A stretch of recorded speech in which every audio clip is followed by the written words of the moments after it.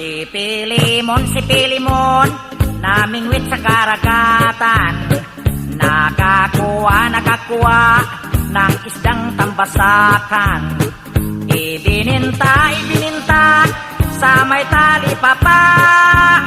Ang kita niya'y nawala, pinatalo sa sakla.